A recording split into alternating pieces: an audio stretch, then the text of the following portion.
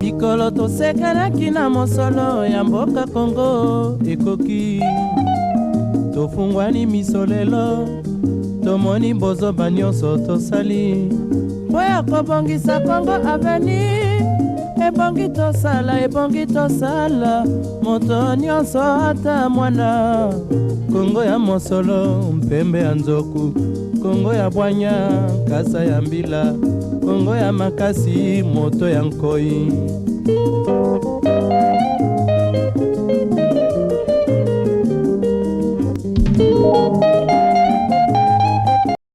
Mbote na bino nyonso balandi ya Kinefo magazine natondisa mine sengo makasi na ndenge bozali ebele na bandako na bino pona kolanda biso tofongoli basango ya mokolo ya lelo na elema oyo. Mwana mboka Martin Fayulu Madidi o azali président ya parti politique eside pe moko ya bangolo ya Lamuka a déposaki candidature na ye tolanda. Nasima ya ko lever décision na ye ya koba ya ko déposer ba candidature na ba niveau nyonso ye wana a déposaki candidature na ye pe asengaki na commission électorale nationale indépendante a institué un cadre ya concertation entre Seni na ba candidat président de la République pe alobaki ete azokoba kaka na komba na ye a vérité des urnes pe a transparence.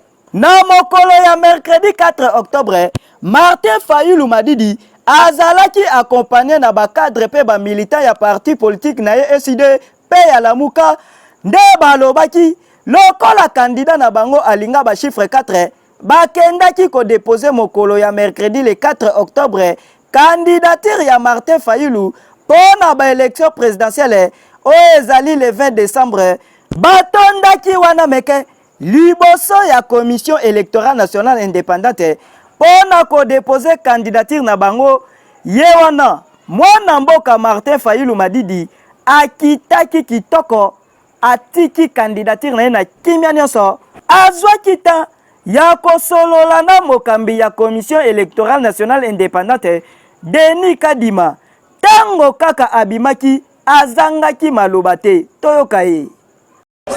J'ai dit au président de la CNI qu'il faut instituer un cadre de concertation entre la CNI et les partis prenantes, c'est-à-dire les candidats présidents de la République, pour qu'on définisse les règles du jeu et qu'on les comprenne. J'ai évoqué l'article 47.3 et 47.5. J'ai dit au président de la CNI, ma présence ici, ma candidature, c'est pour continuer les combats de la transparence, de la vérité des urnes. Donc nous ne pouvons pas. Aujourd'hui, le fichier électoral n'est pas connu. Je lui ai expliqué, je lui ai dit que dans l'opération d'octroi des duplicata, on continue à enrôler les gens. Il m'a demandé de donner des exemples. Je lui ai donné des exemples. Il y a des gens qui sont partis sur 10 personnes. Il y a au moins 6 qui ne retrouvent pas leur nom. On leur fait de nouvelles cartes avec des nouveaux numéros. Il y a des gens qui prennent des duplicata, oui, avec le même numéro. Ceux-là, on trouve leurs données dans la machine, dans les serveurs. Donc il y a un problème sérieux de crédibilité. Donc j'ai dit au président de la CNI, il ne peut pas penser que ce processus lui appartient ou appartient à la CNI seulement. C'est un processus du peuple, c'est un processus de parties prenantes, donc il faut qu'il se ravise. Sinon, ça ne peut pas aller, on ne le laissera pas faire ce que Nanga a fait pour qu'il vienne. Awa lisolo ya Machikwata, quel est meilleur gagne? Ezobetama déjà. Donc, mikolo etikali moke, po ba Congolais pe ba Congolaises, ba pona mokonzi oyo akokamba mboka, pona manda mosusu, pe ba candidat ba komi ebele awa nde otie libaya balambeli yango. Ba kolambela libaya ya nani Kinefo kaka na kati ya terrain. Kaka na oetali maponami mwana mboka Moïse Katumbi o azali président ya parti politique Ensemble pour la République yepe alala kite a déposé ki candidature tolanda ba commentaire.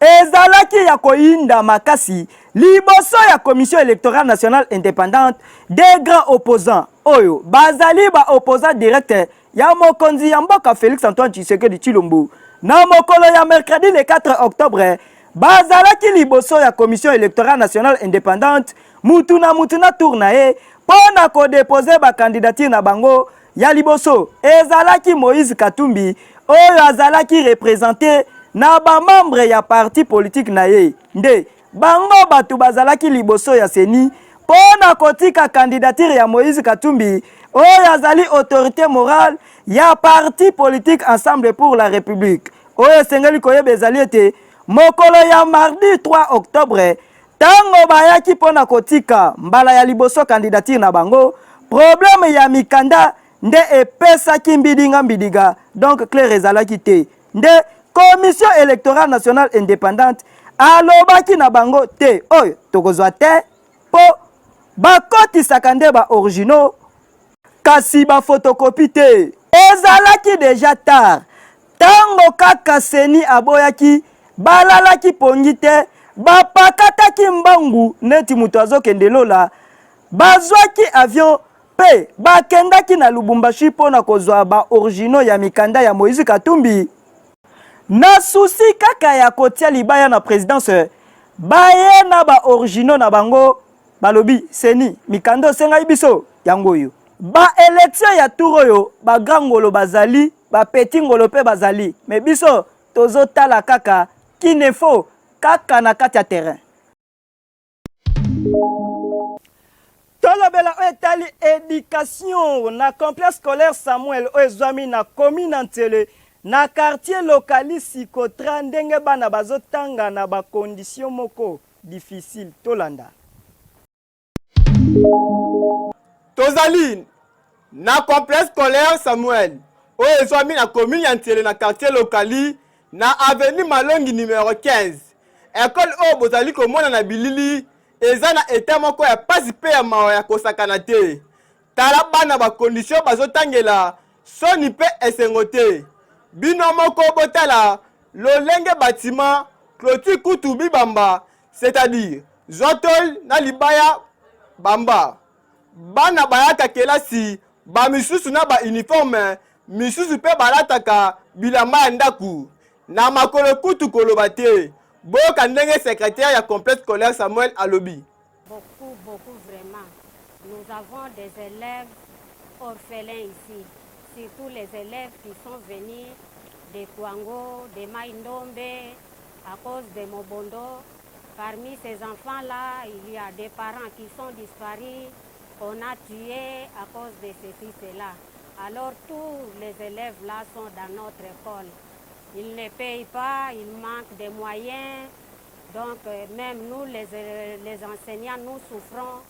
Pas de moyens, pas de primes. Nous venons ici à pied. Donc nous avons beaucoup de difficultés financièrement et matériellement. Vous voyez même l'état de notre bureau. Vous voyez même l'état de l'école. Nous n'avons pas de bancs, nous n'avons pas de bons tableaux. Mais notre souci est que nous encadrons ces enfants puisque ce sont eux qui peuvent nous remplacer un des jours. C'est pourquoi nous vous demandons de nous soutenir vraiment. Si l'État existe vraiment, les députés, les ministres, tout le monde qui peuvent nous apporter l'aide pour un bon avancement de cette école. Côté à kofutama ya enseignant, okoki kotangisa atama ya misu. Sala ya malongwa ezate kasi na motema malamu ne bandima kotangisa.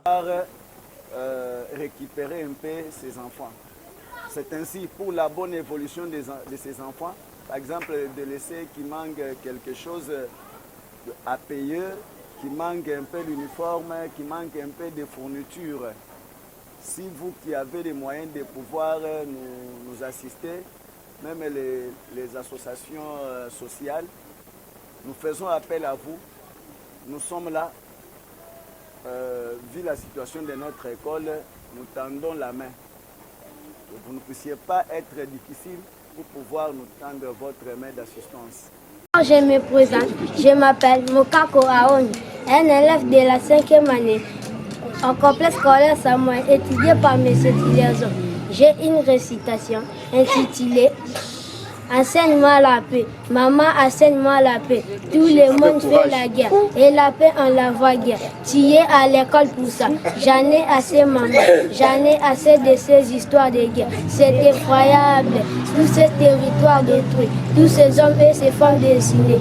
Toutes ces machines fabriquées pour tuer l'homme. Toute la terre est minée. Je crois à exposer. Maman, enseigne-moi la paix. Je sais tout de la guerre. Et rien du tout sur la paix. Je saurai comment haïr la guerre. Je vous remercie. Kasi basengi na bakonzi batu ya mitema malamu pe ba ONG basunga bango pondenge baza awa bazotangisa ba orphelin pe bana oyo bakima bitumba ya province ya Mai-Ndombe na Kwango. Ba député, ba ministre botela pe école oyo po avenir ya Congo eza na maboko na bango.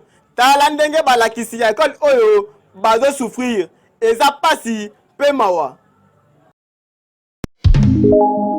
Route bypass na rond-point Ngaba ezali ya kobeba makasi tolanda ba commentaire.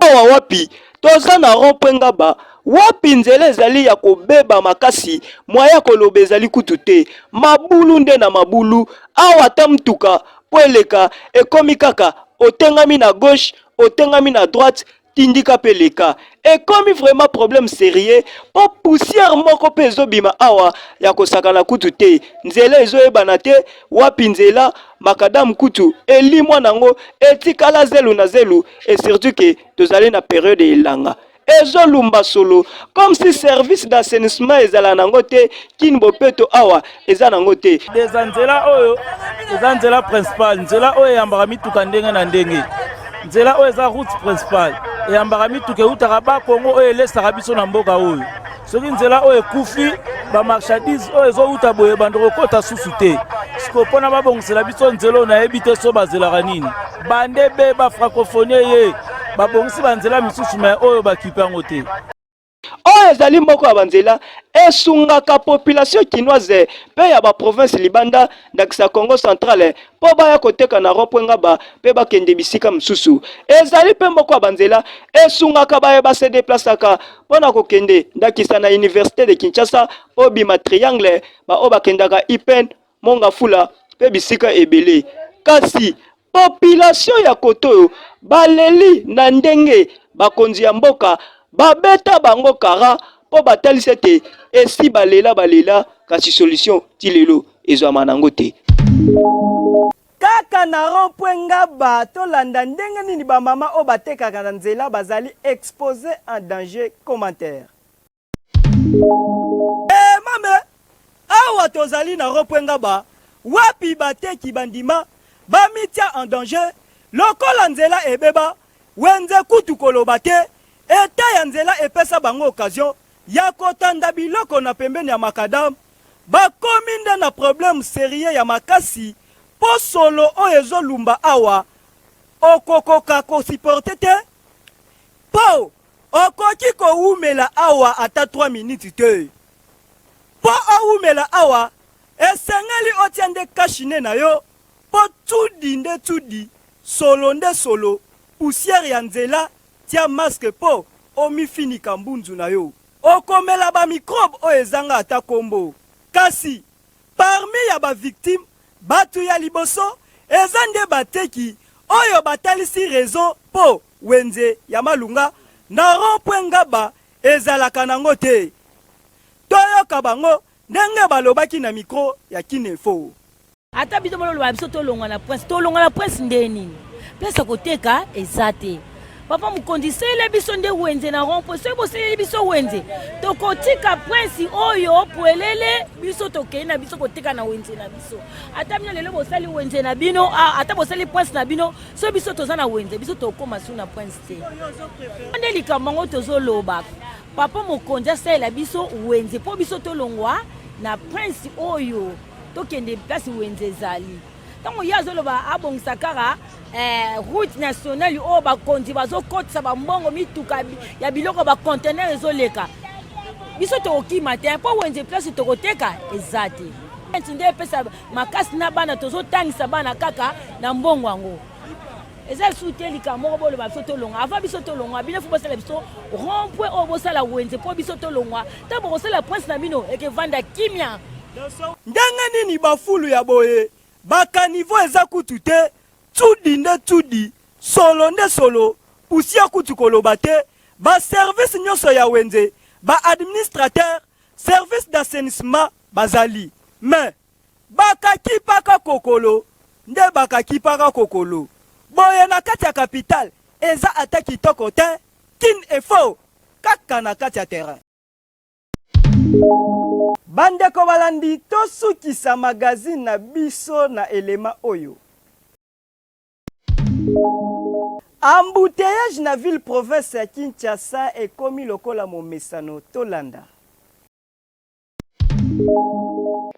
Koma nango momesano awa na ville province ya Kinshasa likambo etali embouteillage surtout na avenue de l'université ko banda rond-point ngaba oyo ezali épicentre ya embouteillage avenue de l'université ti okobima na kapela ebongo awa na Kianza esika ezalaka maison communale ya ngaba kuna kutu koloba te okolala na mutuka oloti pe olamuki me bozaka esika moko po degré ya embouteillage eza awa okozwa ata ide te 6h du matin déjà boza bloqué lokola na sali au drapeau po bouchon de bouchon pe eko continuer tina butu veut dire bokobima na embouteillage bokozonga pe kaka na embouteillage ba oyo batimbelage 4h to 5h okomona déjà babimi inde jeu de piéton pour les laisser passer priorité pressée ti esika okomona embouteillage esinde azubis ba oyo pe balalaka babimaka na mwa retard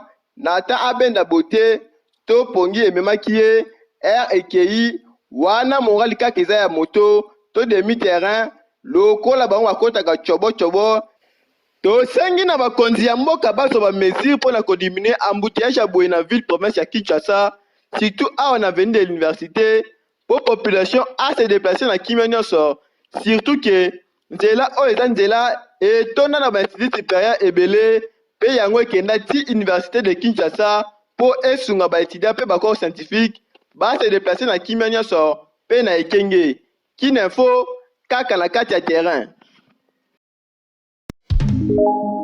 Mbotama elamu na yo John Kalunda prospérité longévité sepela na mokolo na yo te.